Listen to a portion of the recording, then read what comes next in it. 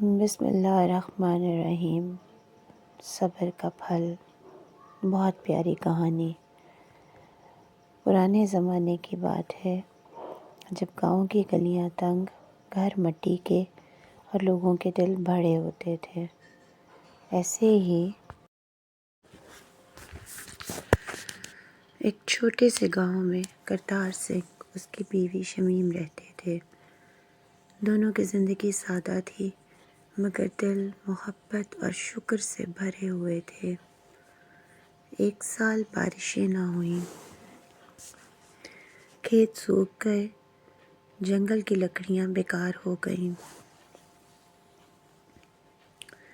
کرتار سنگھ روز خالی ہاتھ گھر لوٹ آتا مگر شمیم ہمیشہ مسکرا کر کہتی، اگر ایک دروازہ بند ہوتا ہے تو اللہ کہیں اور سے خیر بھجوا دیتا ہے۔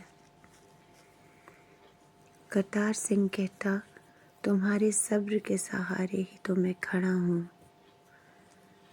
ایک دن خبر آئی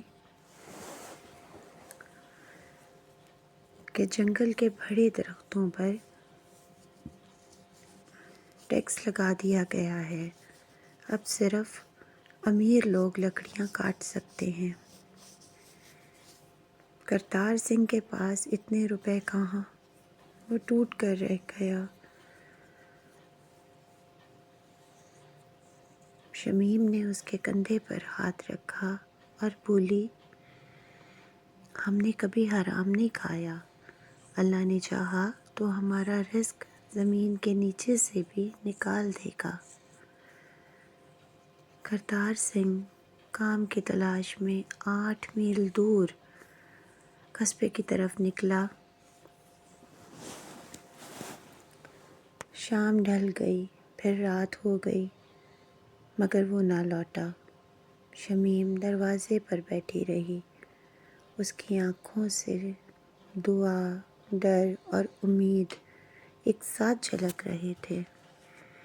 آخر کار دروازے پر ہلکی سی آواز آئی۔ کرتار سنگھ تھا مگر اکیلا نہیں، اس کے ساتھ ایک زخمی مسافر تھا، لہو میں لت پت۔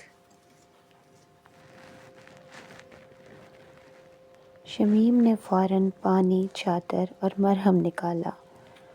دونوں نے اس کی جان بچائی۔ وہ مسافر دراصل شہر کا ایک تاجر تھا، سکندر۔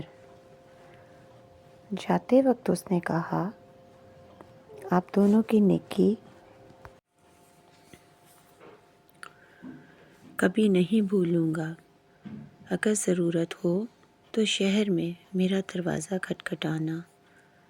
کچھ ہی دنوں بعد کرتار سنگھ بیمار پڑ گیا۔ گھر میں دوائی کے پیسے نہیں تھے۔ شمیم دن رات جاگ کر اس کی تیمارداری کرتی رہی۔ ایک صبح فجر کے وقت وہ خاموش ہو گیا۔ شمیم کے کانوں میں اذان کی آواز آ رہی تھی مگر دل میں قیامت ٹوٹ پڑی۔ اس نے آنکھوں میں آنسو لیے بس یہی کہا، یا اللہ میں راضی ہوں تیرے فیصلے پر۔ شمیم نے سلائی کا کام شروع کیا۔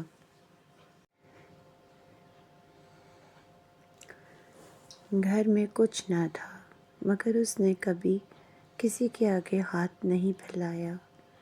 ہر سلائی پر وہ اللہ کا نام لیتی، اللہ برکت دے گا، اللہ ضرور دے گا۔ خبر ملی کہ شہر میں ایک بڑا میلہ لگے گا۔ شمیم نے سوچا کہ وہاں وہ اپنے سلے ہوئے کپڑے بیچے گی۔ وہ رات بھر طاقچے میں رکھی ہوئی لالٹین کے نیچے سلائی کرتی رہی۔ انگلیوں میں سوئیاں چبھتی تھیں، خون نکلتا تھا مگر وہ ہمت نہیں ہارتی تھی۔ میلے میں اس نے ایک درخت کے نیچے چادر بچھائی۔ گھنٹے گزرتے گئے، خریدار آئے، مگر سب نے کوئی نہ کوئی عیب نکالا۔ سورج ڈوبنے لگا۔ شمیم کے دل میں درد، آنکھوں میں آنسو، مگر زبان پر شکر۔ جس میں میرا رزق ہے وہ میرے پاس ضرور آئے گا۔